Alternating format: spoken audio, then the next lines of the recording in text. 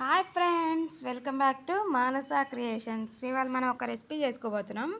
అదేంటంటే కాకరకాయతో ఉల్లికారం. ఈ కాకరకాయ ఉల్లికారాన్ని సాంబార్లోకి, పచ్చళ్ళలోకి, సైడ్ డిష్గా, లేదంటే నార్మల్గా రైస్లోకి చాలా బాగుంటుంది. ఎలా ప్రిపేర్ చేసుకోవాలి ఇప్పుడు మనం చూసేద్దాం. ఫస్ట్ నేనైతే హాఫ్ కిలో కాకరకాయలు తీసుకున్నాను. నీట్గా కాకరకాయలు మొత్తాన్ని పీల్ చేసేసాను. పైన ఉన్న పొట్టు అంతా తీసేసి చూసారంటే కాకరకాయలని ఎడ్జెస్ కట్ చేసేసుకొని 1 ఇంచ్ ఉండేలాగా కట్ చేసుకుంటున్నాను రౌండ్గా. చూడండి, 1 ఇంచ్ ఉండేలాగా రౌండ్గా మొత్తాన్ని ఇలా కట్ చేసేసుకొని కాకరకాయలు మొత్తాన్ని ఇప్పుడు ఆ ఒక్కొక్క పీస్ తీసుకొని మనం లోపల ఉంటుంది కదా మనకి ఇత్తనాన్ని, దాన్ని బయటికి సపరేట్ చేసేయాలి. చూడండి, చేత్తో మనం అలా లోపలికి ప్రెస్ చేసేసామంటే లోపల ఉన్న ఇత్తనాలన్నీ మనకి బయటకు వచ్చేస్తాయి. ఇప్పుడు మనకి ఓన్లీ కాకరకాయ మాత్రమే ఉంటుంది. చూడండి, మొత్తాన్ని ఇలా మనం రింగ్ షేప్లో చేసేసుకొని లోపలంతా తీసేసి పక్కన పెట్టేసుకోవాలి. ఇప్పుడు ఆ విత్తనాలు కూడా మనం పడేయకూడదు. ఆ విత్తనాలు కూడా మనం ఈ కర్రీలో యూజ్ చేస్తాం. చాలా టేస్టీగా ఉంటుంది. చూడండి, ఈ విత్తనాలను ఏం చేయాలంటే చిన్న చిన్న పీసెస్గా కట్ చేసుకోవాలి, చాప్ చేసుకోవాలి. చూడండి, పెద్ద పెద్దగా ఉంటాయి కాబట్టి మనకి చిన్న చిన్న పీసెస్గా నీట్గా చాప్ చేసేసుకోవాలి. ఈ కాకరకాయ ఉల్లికారం చాలా టేస్టీగా ఉంటుందండి. కలర్ఫుల్గా యమ్మీగా చూస్తుంటేనే తినేసేయాలనిపిస్తుంది. ఇవన్నీ పక్కన పెట్టేసుకొని ఇప్పుడు మనం స్టవ్ మీద ఒక కడాయి పెట్టుకొని అందులోకి 2 టేబుల్ స్పూన్ పచ్చిపప్పు యాడ్ చేసుకోవాలి. ఒక 2 టేబుల్ స్పూన్ పచ్చిపప్పు వేసుకొని ఒక 2 టేబుల్ స్పూన్ ధనియాలు కూడా వేసుకోవాలి. ఇదంతా మనం కాకరకాయలో లోపల మనం విత్తనాలు తీసేసాం కదా, ఆ స్టఫింగ్కి ఇవన్నీ వేసుకొని ప్రిపేర్ చేసుకుంటున్నాం. ధనియాలు కూడా వేసేసుకోవాలి. ఇప్పుడు 1 టీ స్పూన్ అంతా జీలకర్ర కూడా వేసుకోవాలి. ఏ ఏ కర్రీస్లోకైనా జీలకర్ర వేస్తేనే ఫ్లేవర్ అండి, ఖచ్చితంగా యాడ్ చేసుకోవాలి. ఈ మొత్తాన్ని బాగా ఫ్రై చేయాలి, డ్రై రోస్ట్ చేయాలి. ఏం ఆయిల్ వేయకుండా నీట్గా ఒక 2-3 మినిట్స్ అలా డ్రై రోస్ట్ చేయాలి. ఇప్పుడు ఇందులోకి కొంచెం అంతా చింతపండును కూడా యాడ్ చేసుకోవాలి. ఎందుకంటే మనకు కాకరకాయ చేదుగా ఉంటుంది కాబట్టి ఆ చేదు అనేది మనకు తెలియకుండా ఉండడం కోసం కొంచెం అంతా చింతపండును కూడా అందులో వేసేసుకొని ఫ్రై చేసేయాలి. ఇవన్నీ ఇలా ఫ్రై అయిపోయాక నీట్గా మనం వీటిని ఒక మిక్సీ జార్లో వేసుకోవాలి. ఈ దినుసులన్నీ ఒక మిక్సీ జార్లో వేసుకొని ఒక మీడియం సైజ్ ఆనియన్ తీసుకొని నీట్గా వాష్ చేసి చిన్న చిన్న పీసెస్గా కట్ చేసుకొని ఇందులో యాడ్ చేసేసుకోవాలి. నేను హాఫ్ కిలో తీసుకున్నాను కాబట్టి మీడియం సైజ్ ఆనియన్ ఒకటి తీసుకున్నాను. మీరు క్వాంటిటీని బట్టి తీసుకోండి. ఇందులోకి ఇప్పుడు మనం 1 టీ స్పూన్ సాల్ట్ యాడ్ చేస్తున్నాం. మనం ఇందులో సాల్ట్ వేయమండి, ఈ స్టఫింగ్లో ఉండే సాల్ట్ మన కర్రీ మొత్తానికి టేస్ట్ ఇస్తుంది. 1 స్పూన్ కారం యాడ్ చేసుకోవాలి. కారం కూడా అంతే అండి, ఇందులోనే మాత్రమే వేస్తాం, ఇంకెక్కడ వేయము. కారం యాడ్ చేసేసుకొని ఇందులోకి ఒక 4 పొట్టు తీసిన వెల్లుల్లిపాయలను కూడా యాడ్ చేసుకోవాలి.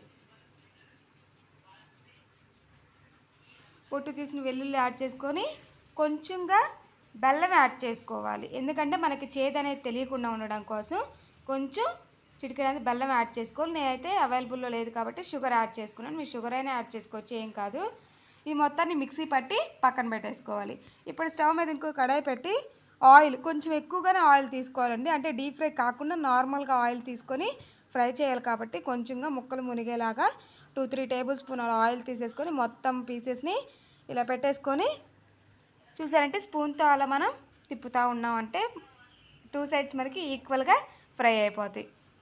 చూసారంటే ఇలా అన్నీ ఫ్రై అయిపోయాక పక్కన పెట్టేసుకోవాలి. అవి అయిపోయినా మిగతా కూడా అలాగే ఫ్రై చేసుకుని మొత్తాన్ని పక్కన పెట్టేసుకోవాలి. ఇప్పుడు మనం ఇందాక స్టఫ్ చేసుకున్న ఉల్లిపాయ కారం ఉంది కదా, ఆ కారాన్ని కాకరకాయల్లోకి పెట్టేసుకోవాలి. అంటే మనం మధ్యలో కాకరకాయలో ఉన్న విత్తనాలని తీసేసాం కదా, ఆ ప్లేస్లో ఈ స్టఫింగ్ అంతా పెట్టేసుకోవాలి. చూడండి, చాలా బాగుంటుందండి ఈ కర్రీ. టేస్ట్ చేసి ఎలా వచ్చిందో కామెంట్ చేసి చెప్పండి. చూసారంటే మొత్తం కాకరకాయలు మొత్తాన్ని మనం ఇలా స్టఫింగ్ పెట్టేసుకొని పక్కన పెట్టేసుకోవాలి. ఇది చూసారంటే ఆ రింగ్లో మనం స్టఫింగ్ అంతా పెట్టేసుకున్నామంటే చాలా బాగుంటుంది. అంటే మనం 1 ఇంచ్ సైజులో తీసుకున్నాం కాబట్టి ఆ సైజులో ఈ స్టఫింగ్ అంతా మనకి సరిపోదు కాబట్టి పెట్టేసి రెడీ చేసుకోవాలి. ఫ్రెండ్స్, కొత్తగా ఎవరైనా మన ఛానల్ చూస్తుంటే సబ్స్క్రైబ్ చేసుకోండి. పక్కనే ఉన్న బెల్ ఐకాన్ని ప్రెస్ చేశారంటే ఆల్ టు ఆల్ నోటిఫికేషన్ ద్వారా డైలీ మీకు వీడియోస్ అనేవి వస్తూ ఉంటాయి. ఇలా మొత్తాన్ని ప్రిపేర్ చేసేసుకొని పక్కన పెట్టేసుకున్న తర్వాత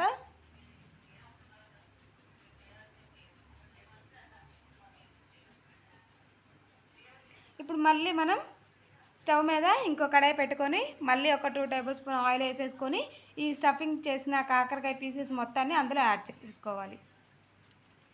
ఇప్పుడు మనం ఇందాక స్టఫింగ్ పెట్టిన కాకరకాయలన్నీ పెట్టేశాక కొంచెంగా ఆనియన్ కారం మిగిలిపోయిందండి మనకి. అది కూడా ఈ ఆయిల్లో వేసేసుకొని అలా కొంచెం ఫ్రై అంటే పచ్చివాసన పోయే వరకు ఫ్రై చేసేసామంటే చాలా బాగుంటుందండి. కర్రీ మొత్తానికి సరిపోతుంది గ్రేవీ లాగా. చూడండి ఇలా మొత్తాన్ని కలిపేసాక పక్కన పెట్టేసుకోవాలి. ఇప్పుడు మళ్ళీ అదే కడాయిలో ఇంకో టేబుల్ స్పూన్ ఆయిల్ వేసేసుకొని ఇందాక మనం లోపల విత్తనాలని కట్ చేసి పక్కన పెట్టేసుకున్నాం కదా, ఆ విత్తనాలు కూడా ఈ ఆయిల్లో యాడ్ చేయాలి.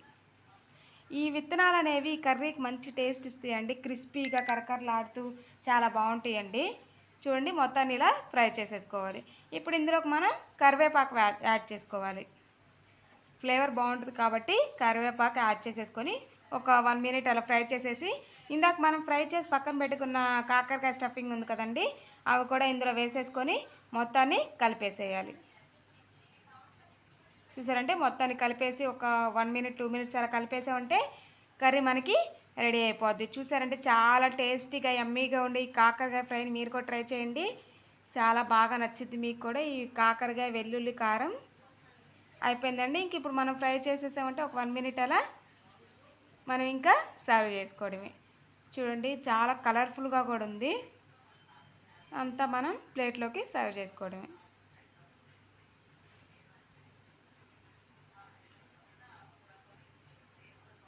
చూసారంటే చాలా బాగుంటుందండి. ఇప్పుడు మనం ఇది ఎలా ఉందో టేస్ట్ చేసి చెప్పేద్దాం.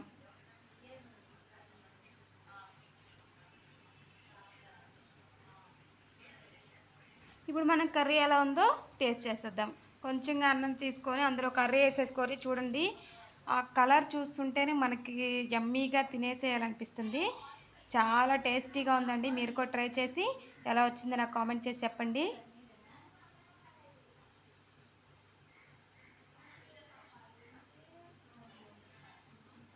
Thank you friends.